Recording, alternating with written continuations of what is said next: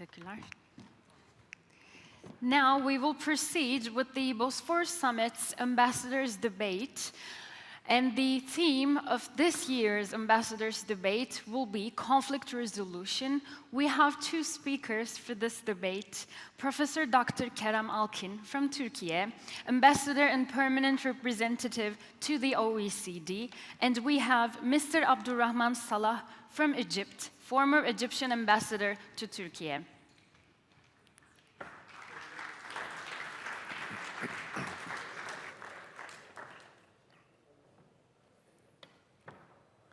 Abdurrahman, maybe they would like to. Okay.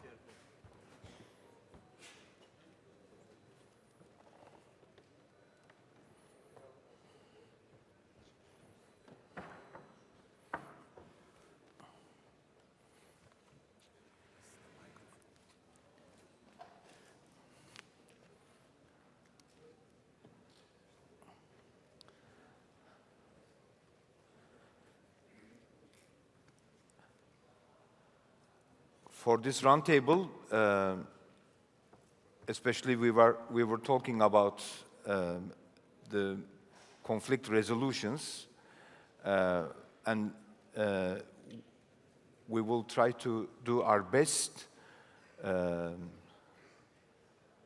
ask questions for taking the experience of our Excellency Abdurrahman Salah. After all years, but I would like to share one or two comments before giving the floor, Your Excellency. For these days, international diplomacy is going through the most important test of 2000s, unfortunately. Difficult challenges such as global and regional geopolitical developments and the global climate crisis confront international diplomacy with significant challenges. Our moderator and the panelists, they talk about these challenges in the previous panel. For a sustainable solution to global and regional conflicts, we need the multilateral system and the institutions. It represents more than ever. That's why we need to further strengthen all international organizations. So I would like to ask the first question: from global climate change crisis to global food and energy supply crisis, how we will strengthen the multilateral collaboration?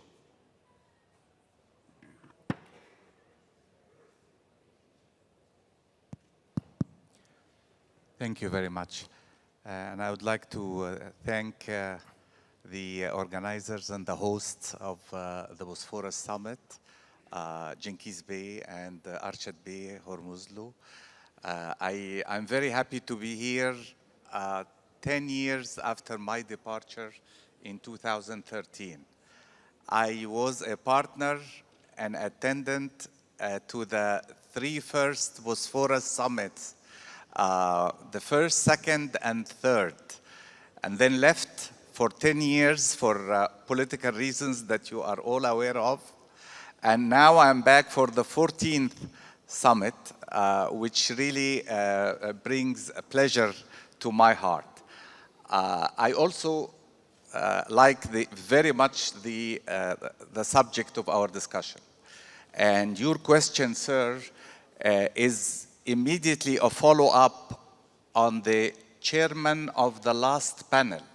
He asked this question: how are we going to move from a unipolar world to a multipolar world, and how the international system would function? I agree that the multilateral system failed our hopes. At least the multilateral system of preserving peace and security. It failed our hopes. Many wars in the 2000s, that were not able to be prevented by that system.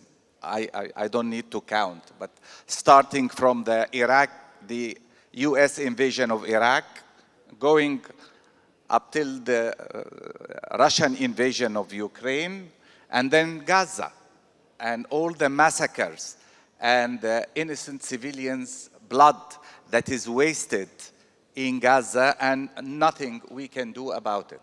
Even a UN Security Council resolution that's asking for just humanitarian pauses is not accepted by one party, by Israel. So to answer you, sir, I think we need to revitalize this system. And the only way is to go around the big powers politics.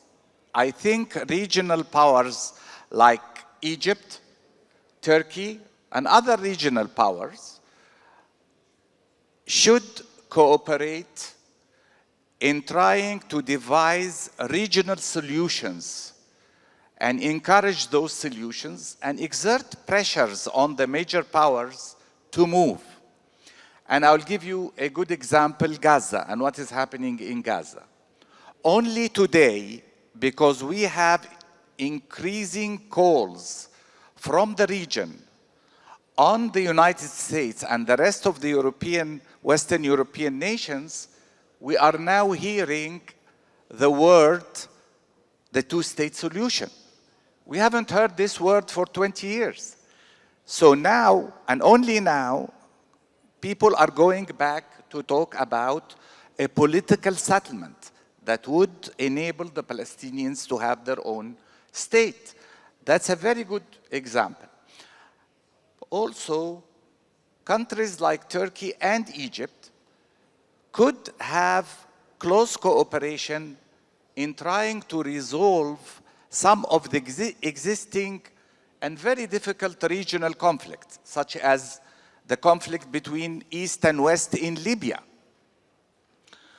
And we should not count on the so-called international multilateral system, because we could wait for long before it materializes. Not to mention the double standards and actually not only the legal double standard, but the moral double standard, which is really more hurting. The other tool that regional powers like our countries can use is the soft power. Today, in the metaverse or the social networking, and the youngsters are able to influence public opinion all over the world. And we are seeing that again in the case of Gaza. We are seeing public opinion change of attitude because of what are the youngsters posting on social media. This too can be a very effective tool. Turkey and the Turkic nations are about 200 million. Egypt and the Arab world are about 400 million. Together, we can make a definite impact, not only on the global south, but also on the north, and somehow change the rules of the game. And I think we have the tools, but we need to use them. When we set out for the Bosphorus Summit in 2009, our aim was to create a strong dialogue and cooperation platform between the global north and global south. How this kind of strong dialogue between global north and global south can help finding sustainable solutions to the global and regional conflicts? Well, I believe we need first to get rid of the double standards applied in this area as well. Let me give you an example with the green industry and the drive to switch to green technology, away, green fuel, etc., etc. There was a solid commitment of $100 billion committed already at the Paris conference. Never materialized until now. And actually, one major power, the United States, pulled out of that agreement during Trump era.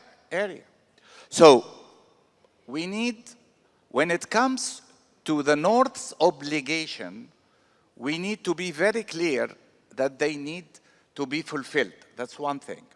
The other thing is we were promised also to play by the rules of the game. I mean, economically, it is the so-called liberal Western democratic system.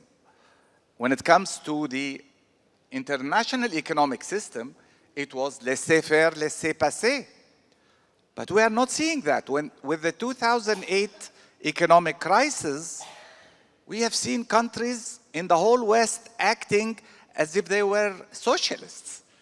They intervened, they bailed out financial institutions with billions of dollars, and they are denying the same right for us to do that to save our economies. In order for Turkey or Egypt to get any loan or any credit, we need to avoid any government interference in that. This needs to be resolved. One rule should be applied across the board. And then, laissez-passer, the freedom of movement. We were told that laborers can move across borders and work anywhere they would like to do. So Turks, Egyptians, and others can go anywhere in Europe and in free competition. That's not the case. The barriers are still the same. And even for humanitarian purposes, Ukrainians were welcomed in the whole European nations, but Syrians were not. Sudanese were not. So this is very serious. This is very serious, and we need to deal with that. It is beyond the double political standards or double moral standards. It is becoming also double economic standards. And we cannot participate in such international economic system if we are not equal partners. My last question will be about sanctions. Before being the permanent representative under the OECD for my country, being a professor of economy, I did a lot of research about the influence, the effects of the sanctions in the global trade. And when I looked the effects of the sanctions, I saw that the country who find himself under these sanctions had to export his goods mostly lower than global market prices, like 10%, sometimes 30%. But some countries has a good power, a real power, to continue to their trade without sanctions with this country. So that's why this kind of sanctions, unfortunately, for the last 10 years, create an amazing, unfair methodology, unfair mechanism in the global trade. So for finding resolutions to the conflicts, what we can say about sanctions? Well, maybe because I am now retired so I can speak freely. And I think you are referring to a good example, the Russians sanctions, the sanctions on Russia because of Ukraine. Actually, those who are impacted by the war in Ukraine are not the Russians. It is actually us. We are paying 2 and 3 times the time of the price of grain. Even the fuel and the oil and it is going up, and with the Gaza war, it's even going up more. So it is our people who are paying for these wars rather than the Russians, because Russia can now get more revenues out of its oil and gas than it used to get before the war started in Ukraine. So again, these sanctions are not, they are not internationally sanctioned sanctions. They are not imposed by the whole world. They are imposed by a block of nations. And this is another issue of selectivity. And the problem is you cannot apply the same standards when it comes to other conflicts. Russia was sanctioned because of its occupation of part of Ukraine. So who is sanctioning today Israel for occupying the Palestinian land? No one. No one. And that is the crux of the issue. When it comes to who is paying for it, it is actually those in the global south who are only exporting raw material or half-finished products, and their prices are still on the same level of prices. But finished goods, they are triple and quadrupled. So we are paying for it. And this is why we need more say in the decision-making. For example, we know all that the G20 and G7 make all the major economic decisions in the world on behalf of the whole world. I mean, we need more representation on this. It is not enough to bring the African Union to G20. Not enough. We need more representation in the G20, in the G7, and we need more global standards applicable across the board. Thank you. I would like to share only 2 remarks. One remark is you mentioned to multipolar world, and in the middle of the multipolar world, and at the same time we are talking about green transition, fight against climate crisis. We have to find the way also to manage critical minerals. So that's why if we have no chance to find sustainable solutions to these conflicts, unfortunately, the critical minerals for the green transition could be also some kind of a part of another economical war. So that's why we have to do our best to create a more negotiable atmosphere, environment also for the green transition. And last remark is about Bosphorus Summit. I'm looking Cengiz Özgencil.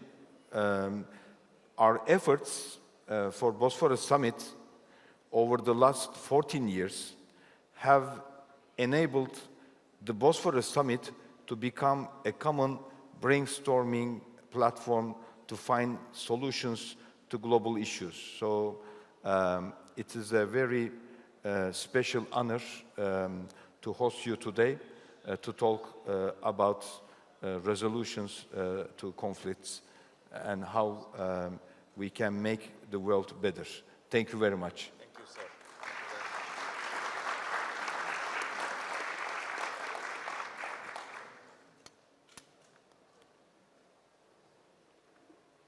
Thank you very much to our ambassadors.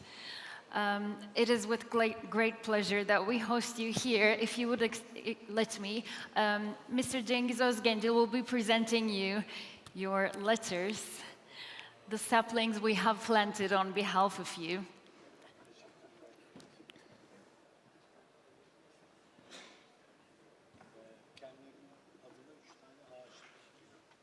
3 saplings have been planted on your name to a forest.